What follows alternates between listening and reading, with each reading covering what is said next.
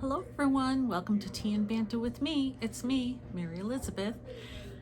So I'm gonna get right to it. Hopefully this video won't be as long as some of my videos, but I'm gonna give you my latest granny square for the book cover granny square blanket.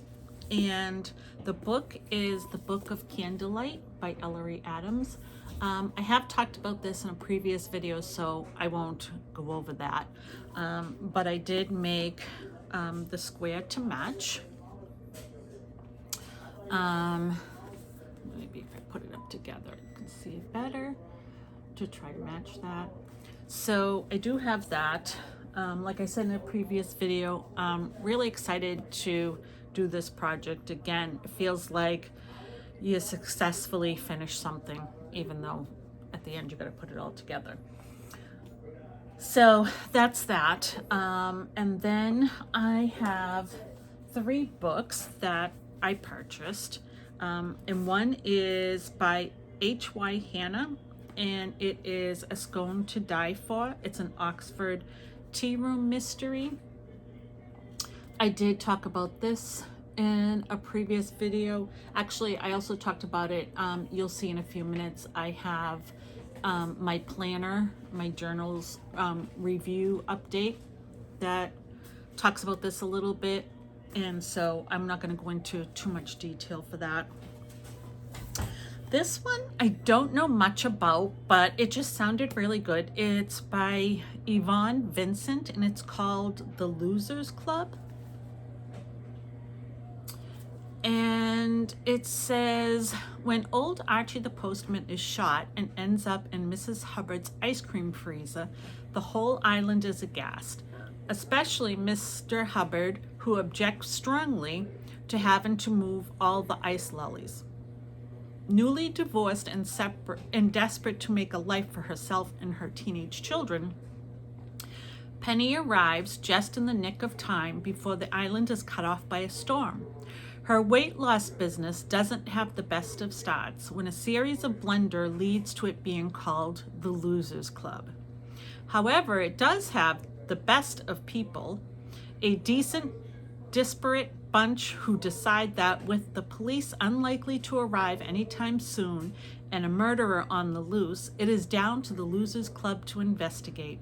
As they dig deeper into the mystery, they uncover a dark secret kept by the older islanders for almost half a century, a secret that has come back to haunt them and threatens their very existence. So that sounded very good. And so I bought that. And then the last thing that I bought, which is hopes for the March Mammoth, was The Count of Monte Cristo. I don't think I will make it through this whole thing in March, but I am excited to read it, and my hopes is to be able to annotate it. So that was my little book haul, my crochet wrap up, which isn't very much, but it is something. So I am going to now flip over to my little journal update. And so after that, that's it for the video today. So hopefully it's a little shorter. And until next time, I hope that you are all safe and I hope you're all loved. Bye. We are at the planner section of the video. So it's time to give you an update and a little discussion of how it's going. So I do have previous videos on what I have done and haven't done in my journals. So you're welcome to go back and check any of those. This journal I have been using as kind of like my commonplace, just, you know, not all the time, but going in and doing something. So I won't do a total flip through. I did start this in 2023, but this is going to go on probably for some years because I don't use it every day. And so I'll just give you a brief view of kind of how I'm using it. As you can see, I really don't watch a lot of movies or television, but anyway, so just going kind of quickly through this, but I wanted to show you just my latest. I did my page for 2024 to get ready. So this is basically all I've done in here, but I'm looking forward to using this and seeing what I learn this year that I can continue to add, and hopefully this will become a resource not only to me but to others as well. So I'm excited about that, but basically that's as far as I've gotten on this for 2024. So yeah. So the next one I have is my Archer and Olive rain boots notebook, journal, whatever you want to call it. Again, I have given this a flip through before, so I'll just quickly go through it again. Not sorry about that if it's not in frame. And so I have not been oh yes, I have been checking off on my series tracker what series I have read. You have seen I did Caution to the Wind, Time Reaping, and Deadwood. Elementary she read was the last that I did a video on. So my most recent was The Four Psychos and The Three Trials. And that is a kind of like a underworld series with Lucifer and the Four Horsemen and Apocalypse.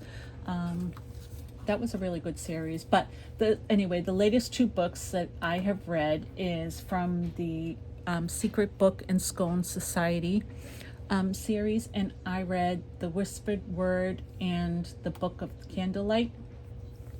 I gave The Whispered Word 4 stars and The Book of Candlelight 5 stars. And I kind of just did this little door that kind of shows inside the series. I thought that was kind of cute.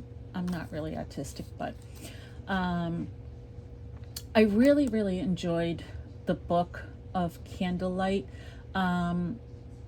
This one had a lot of Cherokee lore, pottery, storytelling, so I just really enjoyed that. The Whispered Word had kind of a multi-layered mystery to it, where there was a strange girl found in the bookstore. There is people who come, sort of like Antique Roadshow. There is a woman who commits suicide, and how does that all tie in? So that was really good as well. And I believe that's all I've done in this. Oh no, I didn't. So this was a start to a new series. This is where the problem comes in, but The Scone to Die For. This is an Oxford mystery. There's a cat Muesli, and basically it's about a woman who opens a tea room in Oxford. And the first book, there is a man found on her property, dead obviously, but with a scone shoved in his mouth. So whether he choked on that, whether someone, pushed it down his throat. So anyway, that's what the mystery is about. I thought it was really well done. I gave it 3 stars. It's the first book. It took me a little bit to get into it, but I'm looking forward to the second book and seeing where we go from there. So I'm excited about that. In my last video, I talked about wanting to start a list book. And this is really the highlight of what I wanted to talk about. So first of all, can I say, I did not realize that I would love the Travelers Archer and Olive book. but I do. Hold on, I'm sorry. I just need a little sip of my tea. Should have had it on this side. So I started making this my list book. And it's not really decorated. I don't think I'm going to use it for decorating. Maybe I'll go back. But basically, I'm using it for lists. So I listed all the books that are on my shelf. And then I highlighted all the books that I have already read. And I highlighted those in blue if I read them before 2024. And so if I read them in 2024, which is the 3 books I reviewed with you in my Journal of Purple Rainbow book, I did those in green. So as you can see, there's a lot of books on my bookshelf that I have not read. So it kind of brings to light what I need to focus on. And then I decided, now my only problem with this is I wasn't sure how many pages to keep blank in between each tab so that I can add to it, but like everything, it's a learning process. So the next tab, I started my series, and I wrote all the books in the series, even if I don't have them. Again, I highlighted in blue if I read them previously to 2024, green if I read it in 2024. So that's what I've been doing with this. And then if it's books I don't have, I'm not sure if you can see, but I put a little purple dot so that I know these are the books that I need to look for and purchase in the series. And this is not complete. I still have a few series that I haven't added to this yet, but I thought that I would show this just to see what I'm doing.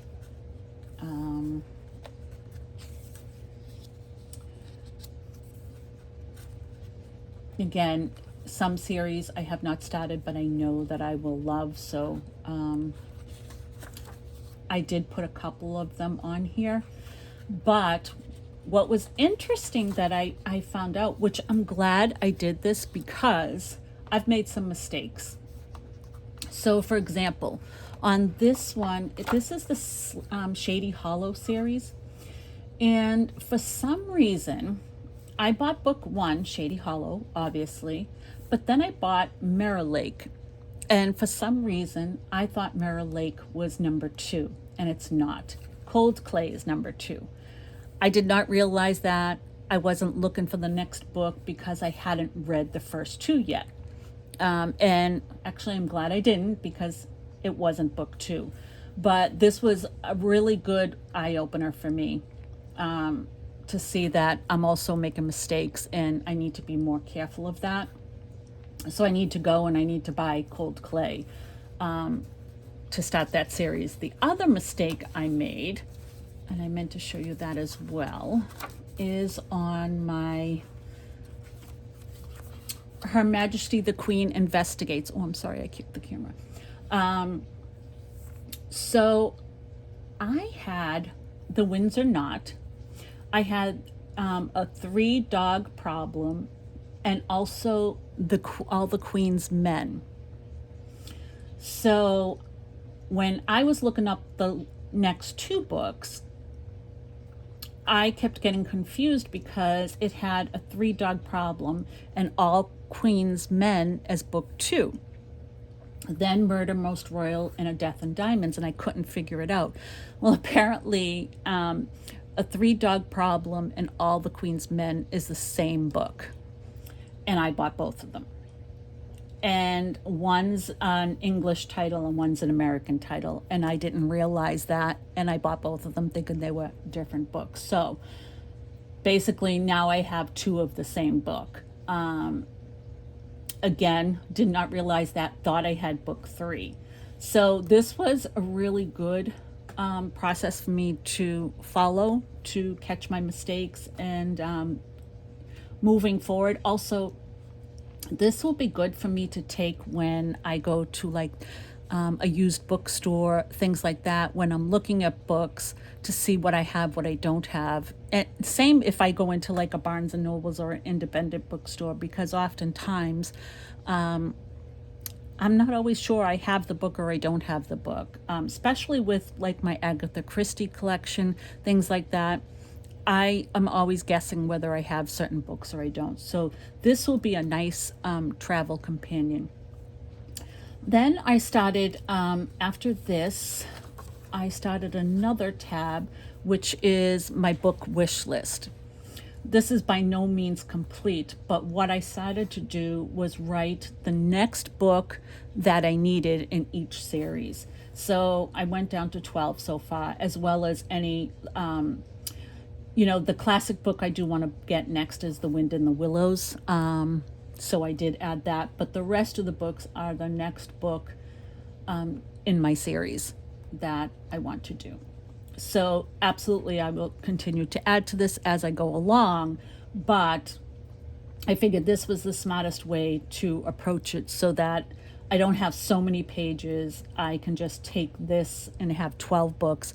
And when I go into the used bookstore or bookstore, I can just look at this. Then my next tab I have is, where is it? Oh, it's way down here. Again, wasn't sure how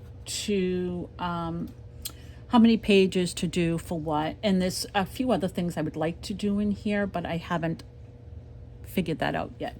But this next one is going to be for my crochet book cover blanket. This is where I'll list the books that I did for the blanket, and I'm hoping to be able to put a picture of the book in the square in here as well. And I also have 2 other blankets that I want to make that are based on either, the author and her books, and or a book. So I'll probably add those projects in here as well. So yeah, I think this Traveler's Notebook is actually right now one of my favorites, believe it or not, even though it's not decorated or anything like that, but it is very useful. Now, there are a lot of other lists that I would like to do, such as a bucket list of things that I want to do or places I want to go.